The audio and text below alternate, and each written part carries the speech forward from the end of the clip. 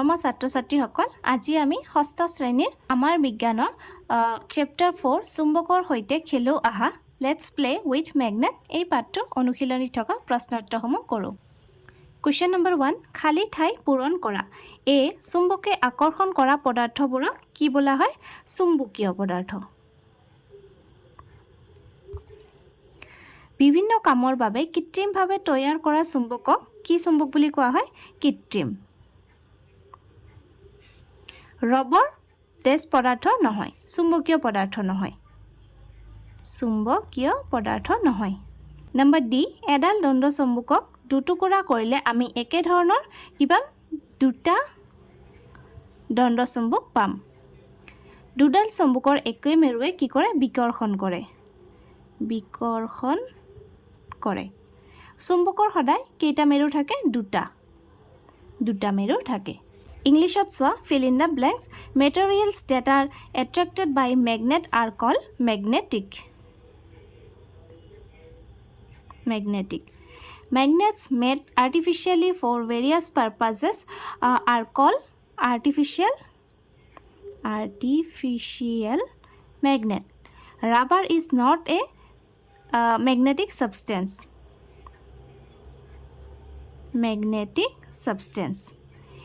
If we break a bar magnet equally into two pieces, we will get two magnets. Similar poles of two magnets dash each other. Repel each other. Magnets always have two poles. 2 number শুদ্ধ উক্তিবোৰত right চিন দিয়া চুম্বকে সকলো ধৰণৰ পদাৰ্থক আকৰ্ষণ কৰে এটো কি অসত্য চুম্বকৰ বিপৰীত মূৰ দুটাৰ মাজত আকৰ্ষণ হয় এটো শুদ্ধ কোবাল্ট এবিধ চুম্বকীয় পদাৰ্থ এটো শুদ্ধ দণ্ড চুম্বকে সদায় উত্তৰ দক্ষিণ দিশত মুখ কৰি থাকে এটো শুদ্ধ গৰম কৰিলে চুম্বকৰ চুম্বকত্ব গুণ হেৰুৱায় এটো শুদ্ধ Put tick mark for correct statements. Magnets attract all kinds of objects. False. There is attraction between the opposite ends of a magnet. Right. Cobalt is a magnetic substance. Right. The bar magnet always remains facing in north-south direction. Right. Magnets lose their magnetic properties when heated. Right. 3 number ক স্তম্ভৰ লগত খ স্তম্ভ মিলোৱা compass যন্ত্ৰৰ খলা স্থিৰ অৱস্থাত কি হয় উত্তৰ দক্ষিণ দিশত অৱস্থান কৰে লৰ গজাল চুম্বকৰ দ্বাৰা আকৰ্ষিত হয় ম্যাগনেট কি প্ৰথমে আৱিষ্কাৰ হোৱা চুম্বক স্থায়ী চুম্বকত্ব গুণ দীৰ্ঘ সময়ৰ বাবে থাকে মেটচ কলম A with কলম B compass At steady state, it remains in north-south direction. Iron nails is attracted by a magnet. Magnetite, the first magnet discovered. Permanent magnet, the magnetic property remains for a long time.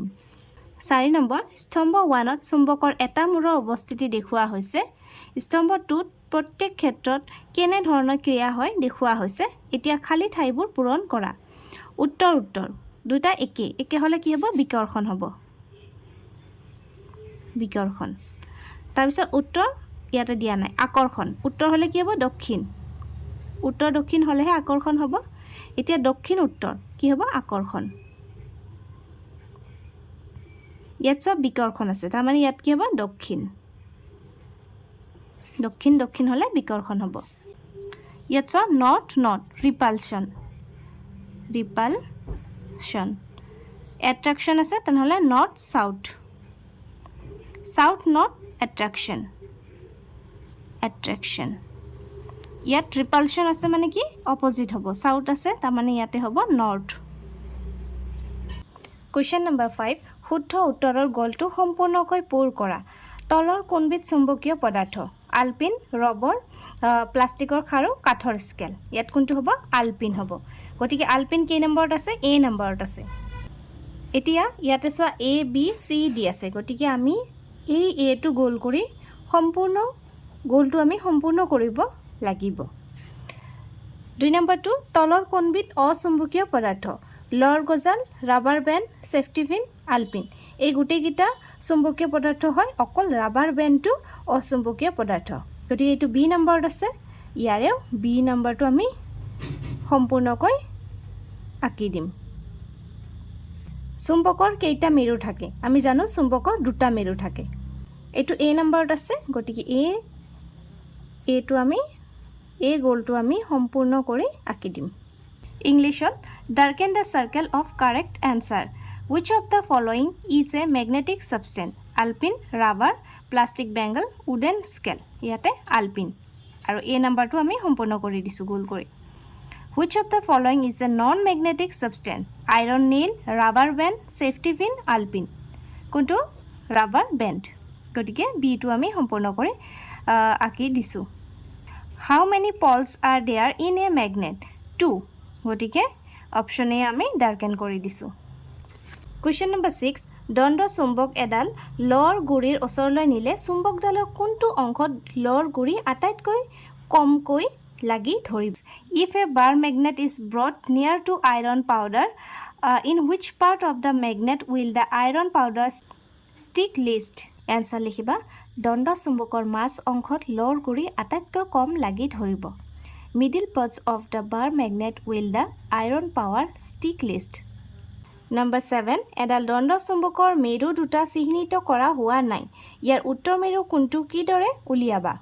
The pole of a bar magnet is not marked.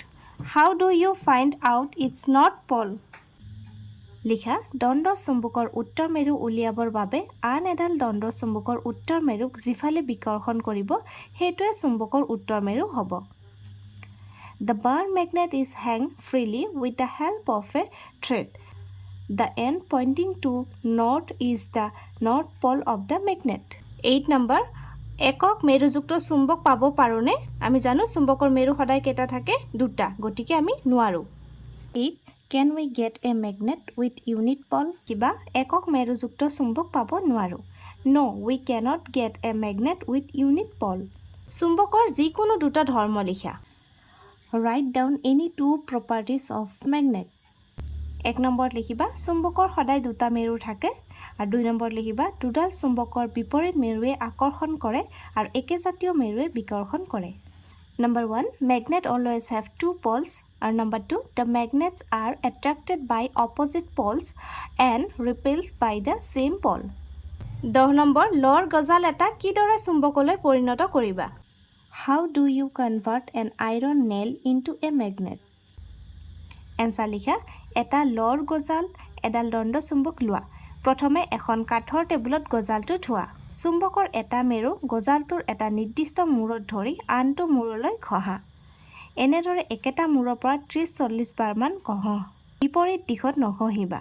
এতিয়া এটা pin ওচৰলৈ আনা। গজালটোৱে পিনটোক আকৰ্ষণ কৰিছে, গতিকে গজালটো চুম্বকত পৰিণত হ'ল। Place an iron nail on a flat surface. Rub it from one end to the other with the north pole of a bar magnet. Repeat this process 20-30 times. Now bring a pin near to the needle. It attracts the pin. So the needle has become a magnet. 11 number, মুক্তভাৱে ওলমাই থলে দণ্ড চুম্বক এডালে কিয় উত্তৰ দক্ষিণাকৈ থাকে?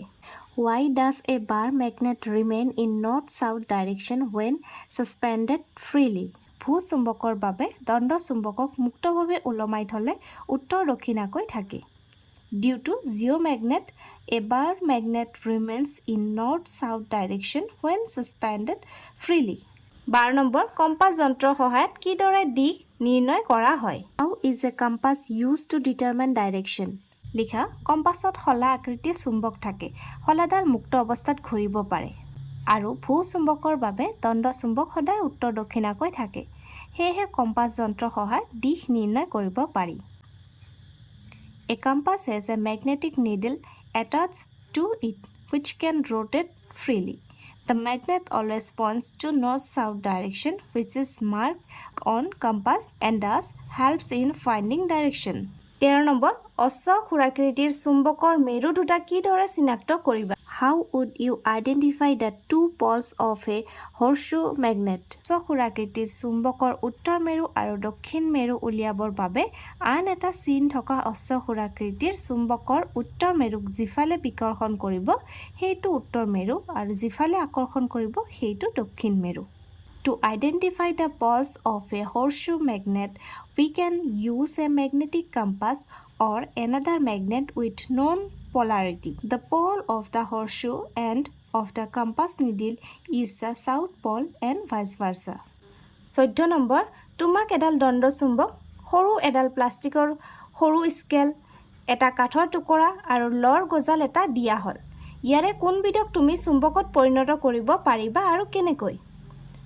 চুম্বকত পৰিণত হোৱাটো কেনেদৰে গম পাবা? You are given a bar magnet, a small plastic scale, a piece of wood, and a nail. Which of these can you convert into a magnet and how? How do you come to know that it becomes a magnet? লিখিবা, ইয়াৰে মানে গোটেইকেইটাৰ ভিতৰত লৰ গজালক দণ্ড চুম্বকেৰে ঘঁহি ঘঁহি চুম্বকত পৰিণত কৰিম। লৰ গজালটোক মুক্তভাৱে ওলমাই ৰাখিলে ই উত্তৰ দক্ষিণ ফালে থাকিব আৰু আমি বুজিম যে ই চুম্বকত পৰিণত হৈছে।